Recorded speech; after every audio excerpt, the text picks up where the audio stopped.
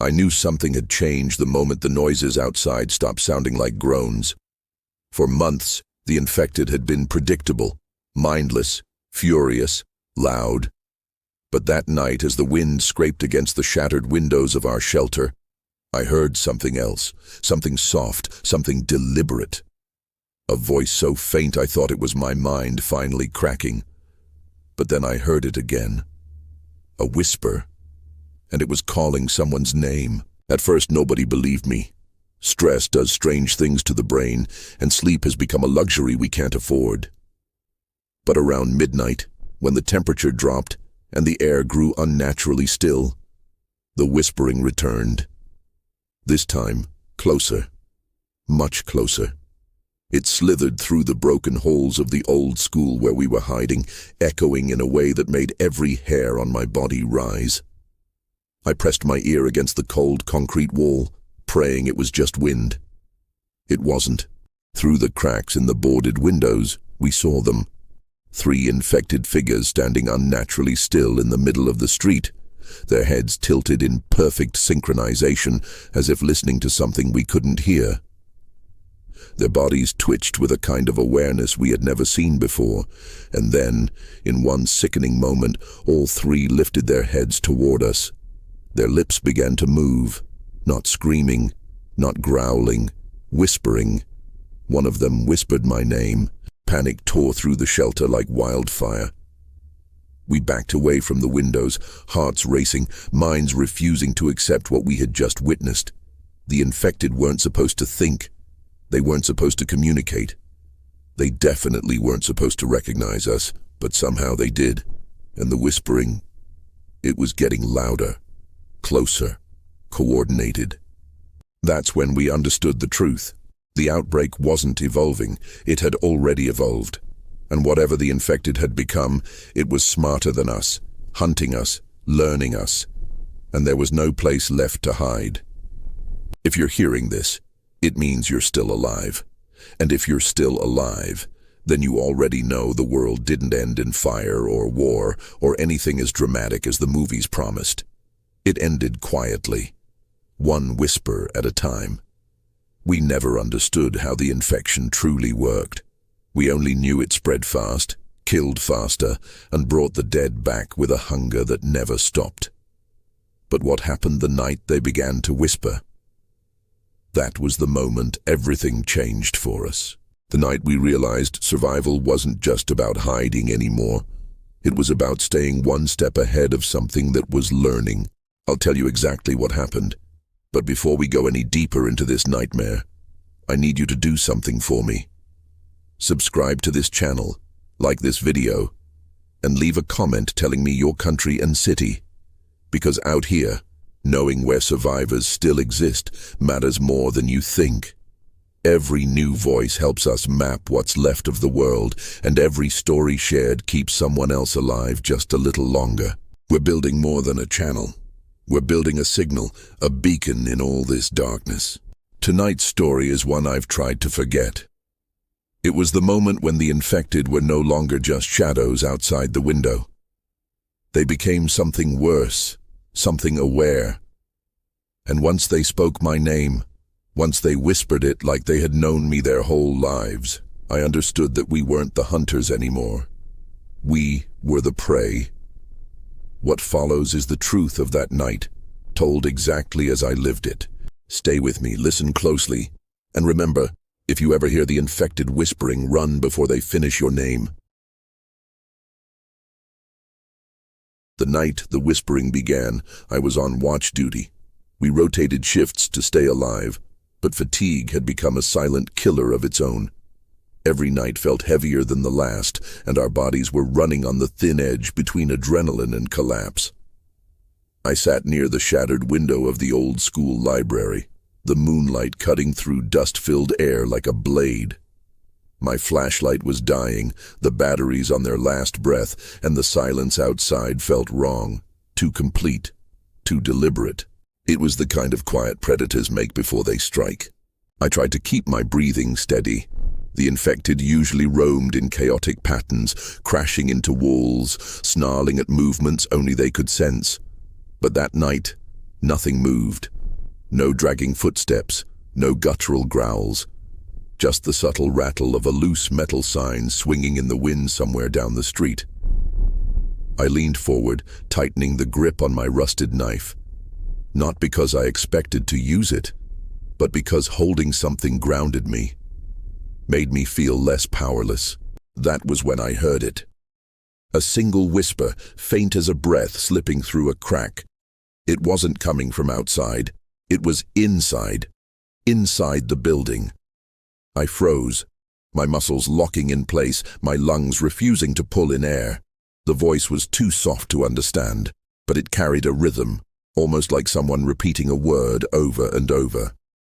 I slowly turned my head toward the hallway, terrified that I would see something standing there. But there was nothing, only darkness stretching into the unlit corridor, empty, but not empty enough. I swallowed hard and called out for Daniel, our leader. But my voice came out dry and cracked, barely louder than a whisper itself. No answer. I tried again, louder this time, but still nothing. That's when the truth struck me. The others were too far asleep, too far drained, and if something was inside with us, I was alone. My pulse hammered in my ears, drowning out the world around me. The whisper came again. Closer this time, more insistent, more human. Instinct told me to run. Logic told me to stay quiet. Fear told me to do neither. My feet moved on their own, pulling me slowly, step by careful step, toward the hallway. I didn't want to go there. Every part of me screamed to stay in the light, to stay by the window where I could escape if needed. But something about that whisper felt wrong in a way that made running impossible. It sounded familiar, like a voice I used to know. I reached the threshold of the hallway and pressed my back against the doorframe, trying to steady myself. The darkness ahead swallowed everything. I lifted my dying flashlight and tapped the metal casing with my palm. The light flickered weakly, barely enough to illuminate the peeling paint on the walls. Then, at the far end of the hallway, I saw a shape. Small. Still. A silhouette that didn't match any of my companions. My throat tightened. The whispering stopped, replaced by a suffocating silence that pressed against my chest like a weight. I blinked once. The silhouette was gone. Before I could move, I heard footsteps behind me, soft, almost careful, like someone trying not to be heard. I spun around, raising the flashlight. Nothing, just dust drifting in the moonlight. But the footsteps had been real. I wasn't imagining it. I whispered Daniel's name under my breath, not wanting to alert whatever else could be listening. Still no response. The silence returned, thick and unnatural, wrapping around me like cold hands. Then, from the hallway, the whisper rose again, this time unmistakable. It said my name, slow, drawn out, mocking. The temperature around me dropped, my breath forming a faint mist in the air. I stumbled backward, nearly tripping over a fallen bookshelf. Whoever, or whatever, was whispering was not one of us. It couldn't be. No human voice sounded like that anymore. I finally managed to shout for help, my voice tearing out of my chest. The sound echoed through the school like a flare.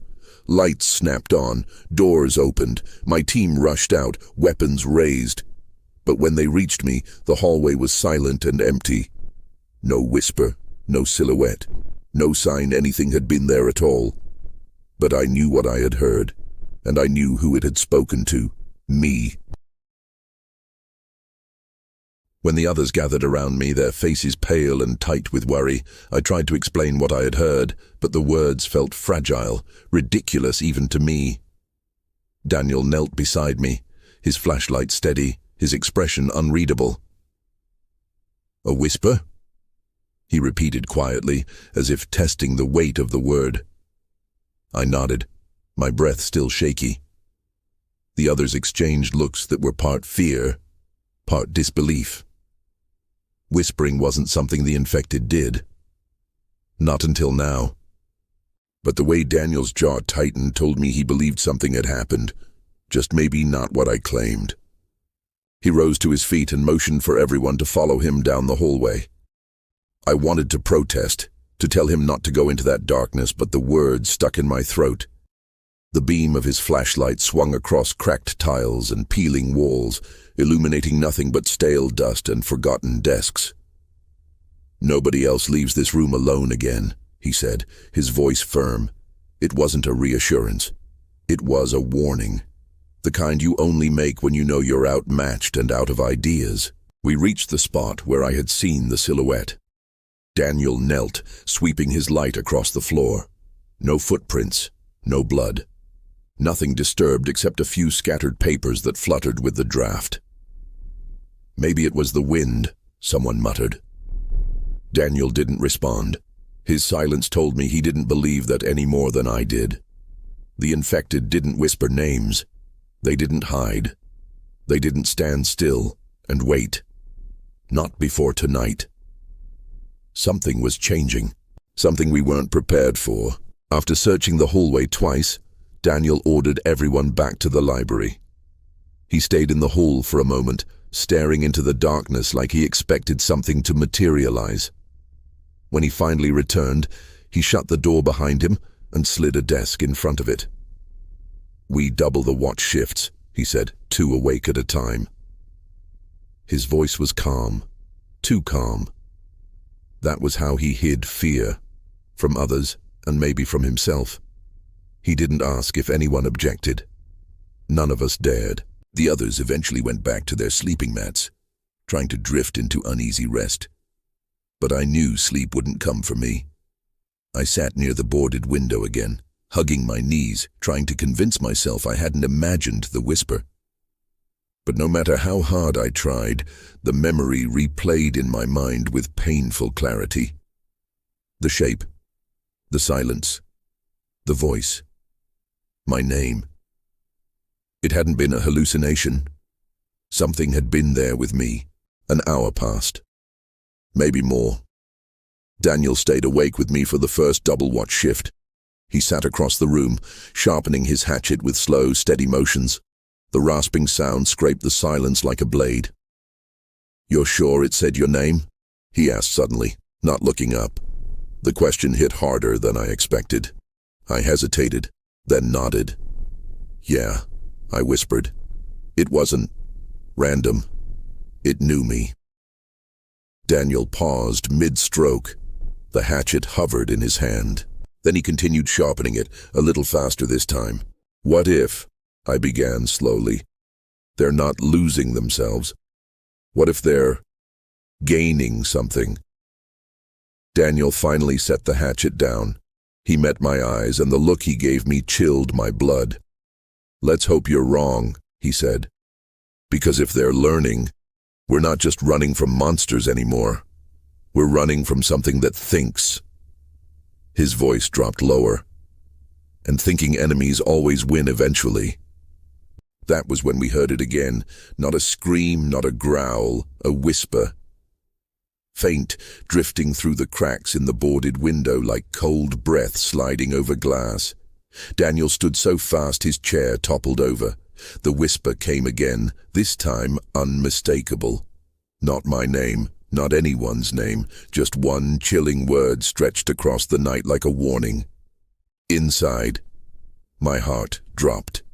Daniel grabbed his hatchet, motioned for me to stay behind him, and stepped toward the window. The whisper went silent. The world held its breath. Then, from somewhere deep in the shadows outside, came the unmistakable sound of footsteps, slow, deliberate, approaching our shelter. They weren't wandering. They were coming for us. Daniel motioned for everyone to wake silently, but silence was a luxury none of us could truly control, not with fear pulsing through our veins. The others stirred, confused, their eyes scanning the room for danger. Footsteps outside. Daniel whispered, barely audible. Slow. Intentional. The kind of movement that didn't belong to someone stumbling or running. the kind of movement made by something that already knew its destination. I felt the room tighten with dread, like the air itself had learned to suffocate us. We moved into defensive positions, each of us clutching whatever we could use as a weapon.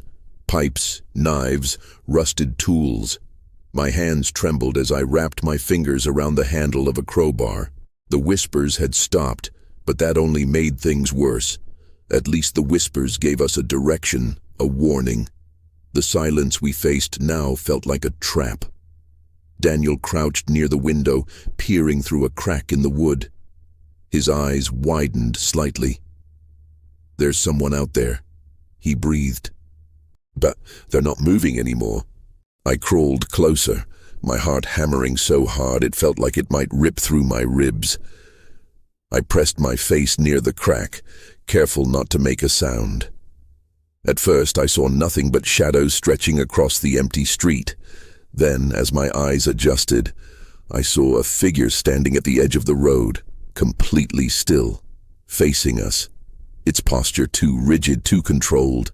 The infected usually twitched, swayed, lunged.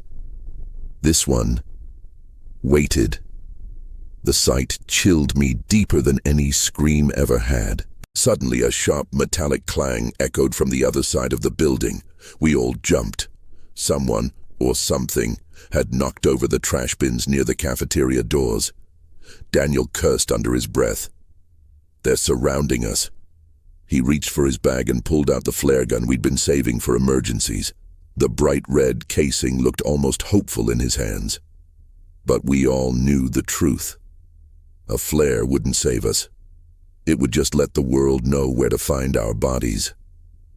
The footsteps resumed, this time more than one set. They circled the building slowly, dragging against the ground like claws brushing concrete.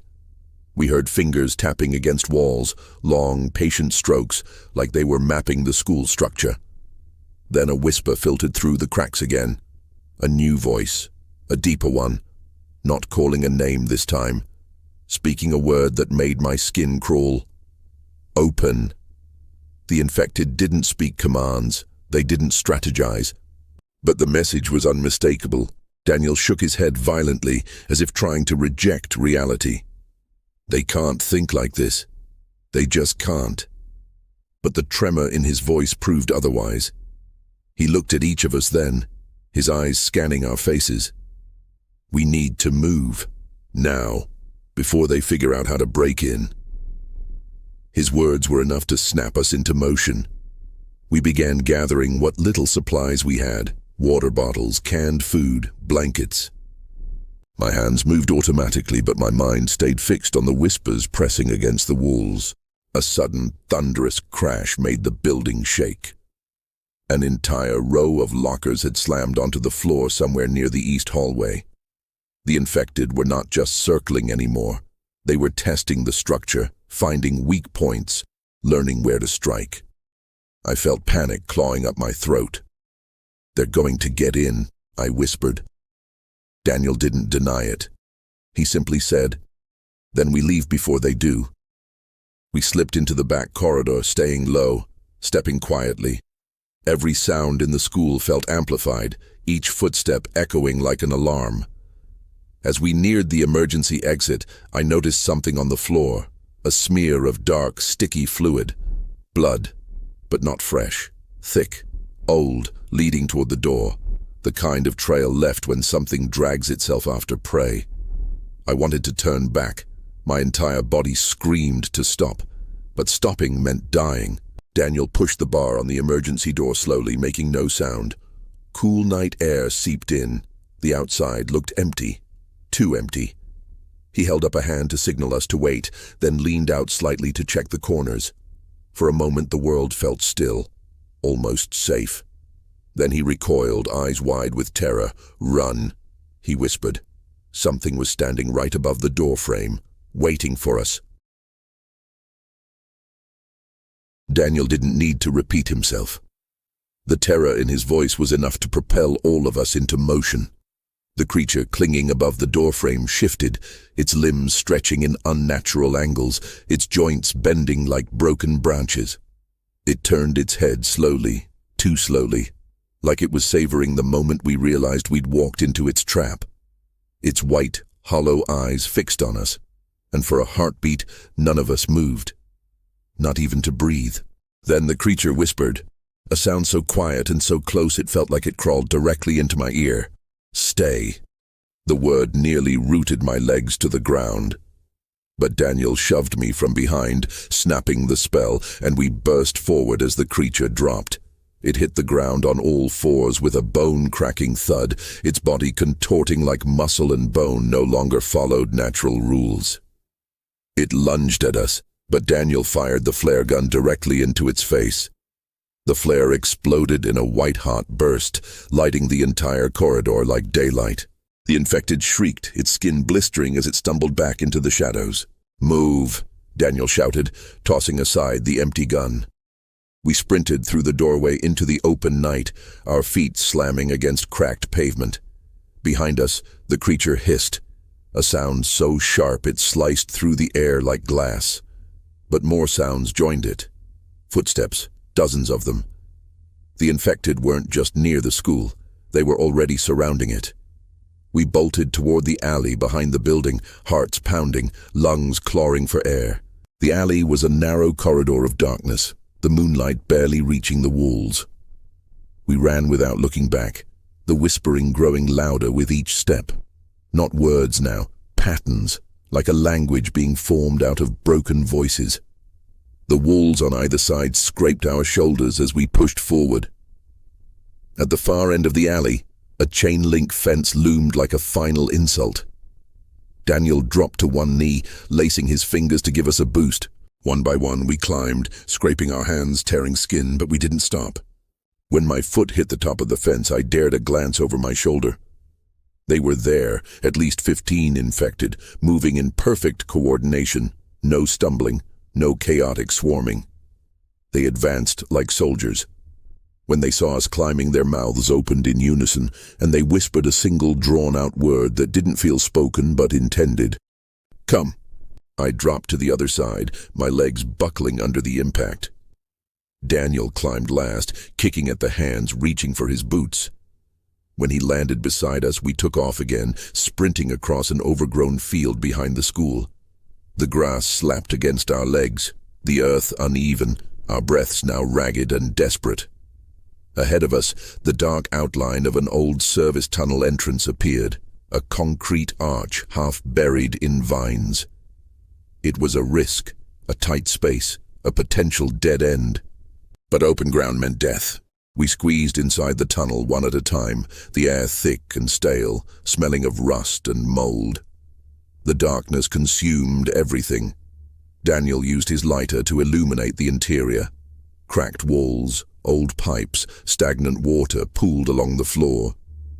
But it was shelter, and for now shelter was survival. We moved deeper until the entrance faded into a distant pinprick of light. Then the whispering returned, echoing through the tunnel like voices sliding across the walls. But this time the whispers weren't messages, they were counting. The infected were counting our numbers. The deeper we moved into the tunnel, the more the darkness felt alive. It clung to us, swallowed our footsteps, warped the echoes of our breaths until even familiar sounds felt like intruders. Daniel kept the lighter raised, its tiny flame trembling as though afraid of what it might reveal. Behind us, the whispers grew louder, not chasing us, but following with unsettling patience, as if the infected wanted us to hear them. As if the whispering itself was part of the hunt.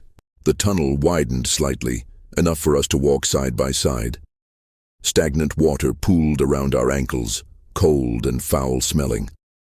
The walls were covered in old emergency markings, long faded, arrows pointing toward exits that likely didn't exist anymore. "If this path collapses, we're trapped," Mara said, her voice shaking. Daniel didn't turn to look at her. "If we go back, we're dead." His tone was final. No one argued. The whispers shifted then, changing pitch, rising and falling as though responding to our fear. A faint metallic clatter echoed ahead of us. We froze instantly. Daniel clenched his jaw and raised the lighter higher. The flame illuminated a massive iron grate blocking the tunnel's exit. Rusted bolts held it in place, and behind it we could see faint moonlight, a promise of escape just inches out of reach. "We can pry it loose," Daniel said. But even he didn't sound convinced. The structure looked ancient, fused to the stone by time and decay. Still, doing nothing wasn't an option. We dropped our supplies and began pulling at the grate with whatever strength we had left. The metal groaned, but didn't give. My palms tore open on jagged rust, blood mingling with the damp filth beneath us. The whispers behind us grew sharper, more defined. Individual voices merged into a single low chant. It wasn't language anymore. It was anticipation. They were close. Too close. I slammed my shoulder against the grate repeatedly, ignoring the pain radiating down my spine. Then the grate shifted. Not much, just enough to send a burst of cold air rushing through the gap. "Again!" Daniel shouted. We threw our weight into it, every muscle screaming. The iron screeched, the bolts strained, and with a final violent crack, the entire section tore free. We stumbled through the opening and collapsed onto wet grass outside, gasping like we had broken the surface after drowning. But we didn't stop. Daniel grabbed my arm and hauled me to my feet. "Run," he said, the word barely formed between breaths. We sprinted across the field, the night wind burning our faces. Behind us, the infected reached the grate, and what happened next made my heart nearly stop. They didn't slam into it. They didn't claw at it. They began pulling it apart, methodically, calmly, working together like construction workers dismantling a wall. And all the while, they whispered, we reached a collapsed overpass and took shelter beneath the concrete slabs. From here, we could see the tunnel entrance across the field. Moonlight cast long shadows, stretching their forms as they emerged. The infected stepped out slowly, as if savoring their new knowledge. Escape routes, weak points, reinforced structures. They scanned the field in synchronized movements, their heads turning at the same moment, their feet shifting in the same rhythm. It wasn't a horde. It was a coordinated unit, Daniel exhaled shakily. They're learning faster than we can run. No one disagreed. For a long moment, none of us spoke. We just watched as the infected spread out, forming a line across the field like predators tracking prey that slipped through their claws but wouldn't escape again. Then one of them lifted its head toward us, toward the overpass, toward the exact spot where we hid, and whispered a single word that chilled my soul more than anything I'd heard yet. Next, we stayed under the collapsed overpass until the night thinned into a pale, uncertain dawn. The infected eventually drifted away, not out of confusion but out of confidence. They knew exactly where we'd gone. They knew we had nowhere stable to run. And worst of all, they knew we would hear them again. Every survivor learns to live with fear, but what we witnessed that night wasn't fear. It was evolution. It was the world reminding us that the dead weren't finished changing, and neither were we. As the sun rose, Daniel looked at us with exhaustion in his eyes, but also something harder: determination. "We keep moving," he said quietly. "We stay unpredictable. We stay alive long enough to learn what they're becoming." But deep down, I already knew what this meant. Survival wouldn't be about hiding behind walls anymore. It would be about facing an enemy that listened, learned, whispered, and hunted with patience. An enemy becoming more human by the hour. Or maybe something worse. If you're hearing this, tell me where you're watching from. Tell me your country and city. Somewhere out there, someone is mapping the last safe places. And if the infected ever start whispering your name, don't look back. Just run.